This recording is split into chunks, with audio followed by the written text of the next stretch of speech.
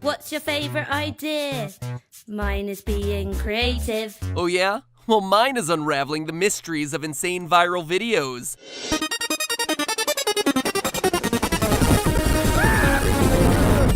Hello, Internet! Welcome to Film Theory, the YouTube version of your uncle who thinks that everything is a conspiracy.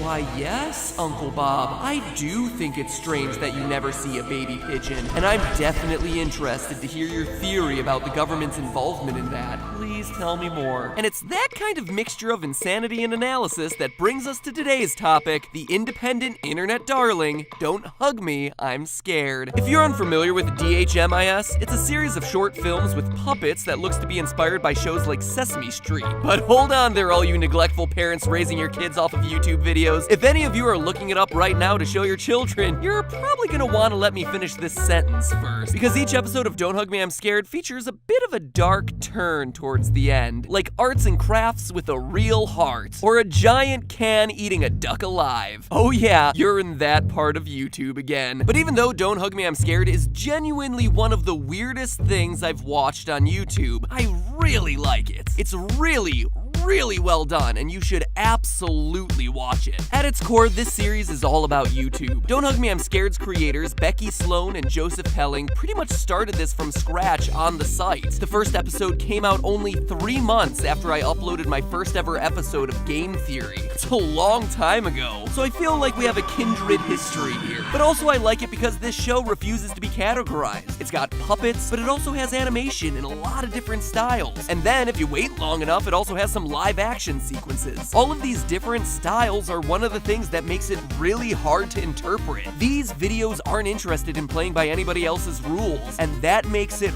really exciting to watch. But last, and probably most importantly, is the amazing attention to detail these videos have. The number of callbacks and Easter eggs in every episode is astounding. Some of them you have to practically watch frame by frame to even see. And you know that's the kind of stuff that makes me, and obviously tons of other theorists out there, really excited. There are a lot of different ways to interpret Don't Hug Me, but today, for our first theory on this series, that's right, I said first, more on that later, we're gonna talk about what the whole thing means. An overview of the main themes of the whole series. Granted, we're not the first people to try and do this. YouTube and Reddit were flooded with theories when the last episode went up, but I really tried to do my homework on this one, and I got an explanation for Don't Hug Me, I'm Scared that'll convince even the most skeptical of theorists. Be warned, comprehensive spoilers lie ahead, but then again, this entire thing is on YouTube, and it's just 6 episodes that are between 3 and 8 minutes each, so just go watch it, like right now. Anyway, you all ready? Fantastic! Let's get creative! If we're hoping to explain what's going on in Don't Hug Me, I'm Scared, we first need to establish what kind of world we're in. A lot of theories look at the bizarre events in this series as evidence of something sinister, such as the 3 main characters, to whom I'll be referring to from here on out as the red guy, the yellow guy, and the duck, being stuck in purgatory or some sort of nightmare. To that I say, Occam's razor, my friend. A better explanation is one that's a lot simpler. These 3 are just stars of a children's television show. Granted, it may not be a very nice children's television show, but the evidence is there. There are several instances in which we see the inner workings of a television show. We see clapboards and cameras right in episode 1 at the start of the creativity montage. Then again in episode 4 when the red guy follows the computer wire to the next room, and in episode 6 as the lamp explains dreaming to the yellow guy. We can also tell that most of the time, these characters are on sets. This is most obvious when Duck revolts in episode 5, saying,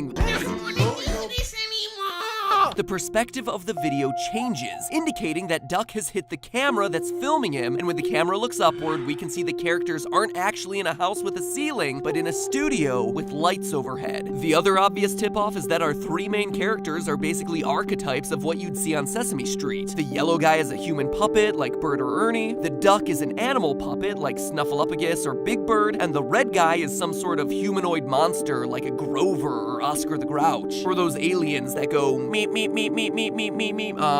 all the time. Those things utterly freaked me out, by the way. And if this is indeed a TV show, it would explain some of the Easter eggs we keep seeing in later episodes. As Don't Hug Me, I'm Scared progresses, we start to see some of the same props appearing over and over again. At the beginning of episode 4, we can see a statue of Malcolm from the previous episode on the fireplace next to the clock. At the start of episode 5, we see the number chart the computer uses in episode 4 attached to the refrigerator, and then there are other props, like the red, blue, and yellow baseball cap that keeps showing up episode after episode. These aren't just cool Easter eggs, they're there for a reason, to decorate the set with props they've used before instead of having to buy entirely new props and set pieces every time. This is common not just within TV shows, but also across productions as a way to save money. There are examples of this practice all over film and TV, like the newspaper from No Country for Old Men showing up in the Texas Chainsaw Massacre, and even better, Modern Family. The armor from Starship Troopers also makes an appearance in Firefly, or Star Trek literally reusing an entire space station in 2 completely separate productions. There's one other juicy bit of theorist bait in episode 6 that strongly points to the whole thing being a TV show as well. When the yellow guy is in bed looking through his scrapbook, we see a picture of the red guy, who wasn't in episode 5 except for the credits, and whose bed is empty at the start of episode 6, wearing a graduation cap. Other theorists have suggested that this means that red guy is a teenager who grew up and went out to the real world, but going off to college is also a way for a television show to explain the sudden absence of a main character. For instance, at the end of season 4 of Blue's Clues, the original host Steve announces that he's leaving Blue to go off to college, when in actuality that was just the show transitioning to a new host, letting Steve go and do whatever weird artsy films that he's working on now. And no, internet, he did not go off and die of a heroin overdose. He just did a TV show like 3 years ago. Fact check, internet. Man, you guys are dark. Then again, we are talking about a series of videos where one of the puppets dies in a vat of oil and another gets his intestines ripped out. So, yeah.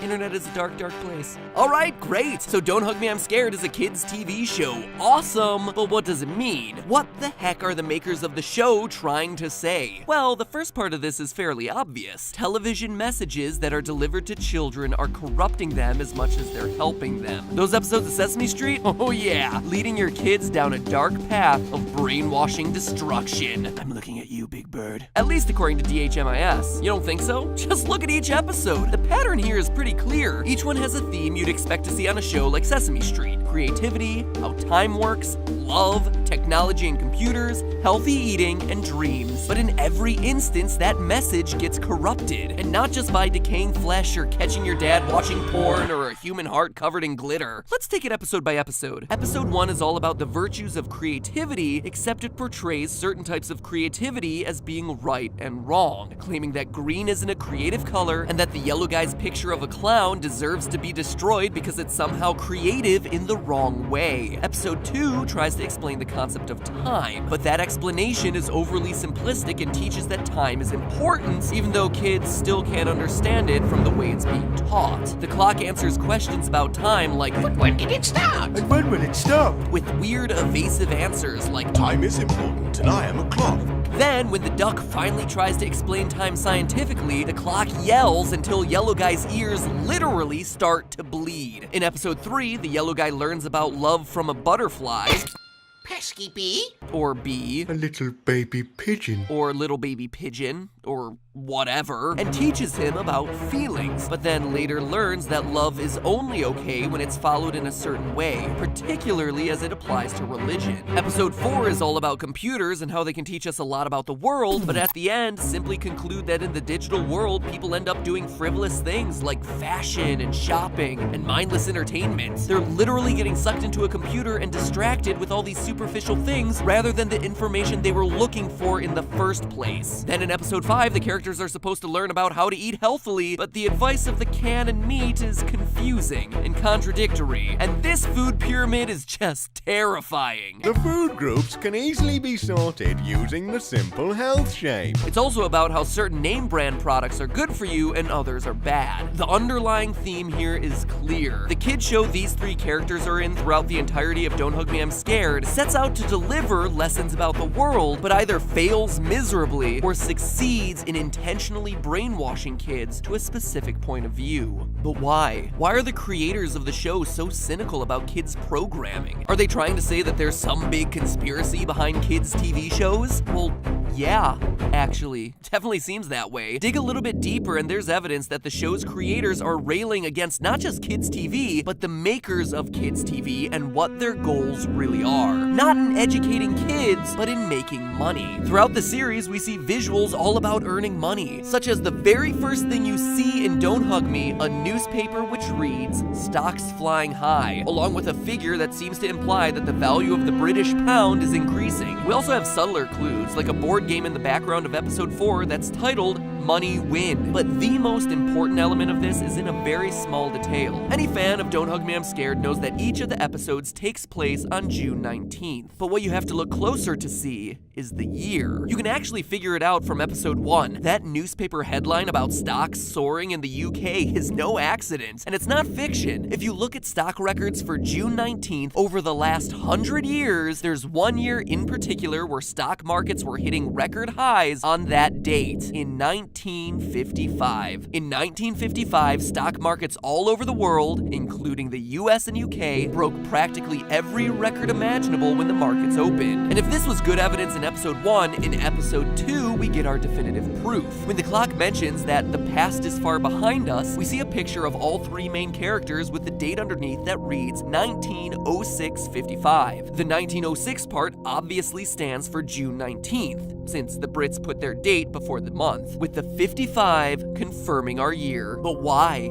Why 1955? Well, 1955 was actually a huge deal in British television history. Prior to 1954, the British Broadcasting Corporation, or BBC, held a monopoly on British television. But it was 1954 that the UK passed what became known as the Television Act, in an effort to bring an end to that BBC monopoly. This act led to the establishment of the first alternative network called ITV, for Independent TV, in 1954. While the BBC is sponsored by the British government, ITV is independent and therefore has to make its money through advertising. Now, in interpreting this series, other YouTube channels, most notably YouTube Explained, have covered this topic, but they've said in the context of Don't Hug Me that this was a good evolution. I see it the opposite way, and I'm pretty sure the creators of Don't Hug Me, I'm Scared would agree, and here's why. This was the first time that advertising appeared in British television, marking an inflection point at which television went from a medium to communicate and entertain to a medium to make a profit,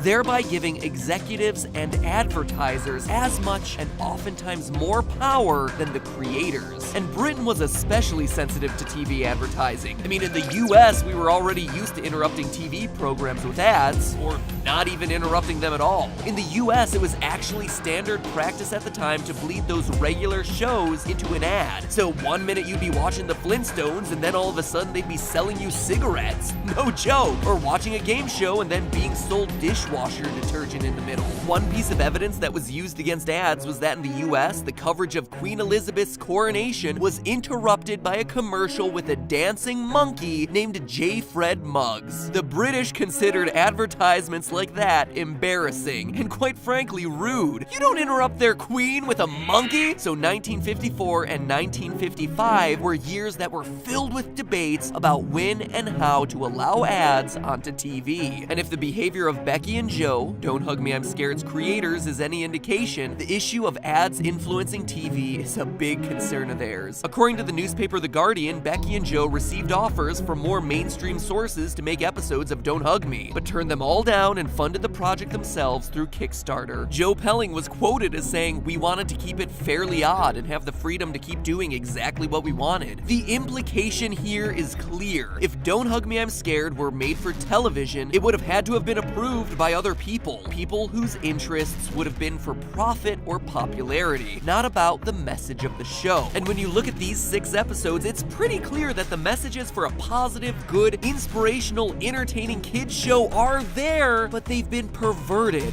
by the influence of an outside force. Don't Hug Hug Me, I'm Scared is ultimately a parable for the loss of control that artists trade off when they work on bigger screens. Their messages are manipulated and their morals are poisoned by others with ulterior motives. And with that, I'm gonna have to leave you hanging. I know, I'm sorry. I recognize that we're just starting to scratch the surface of this series, but establishing this series as a launching point was really important for answering all the other questions that we haven't gotten a chance to touch on today. Who are these characters, really? What is the significance of June 19th? What about Roy, the ominous lurking figure the yellow guy claims is his dad? And what does the ending mean? But don't worry, we're getting to all those questions and more in just another week, which means that the lesson of today is subscribing. Subscribing is a good idea if you want to see the videos when they come out. Subscribe. And in the meantime, remember, that's just a theory. A film theory. And cut.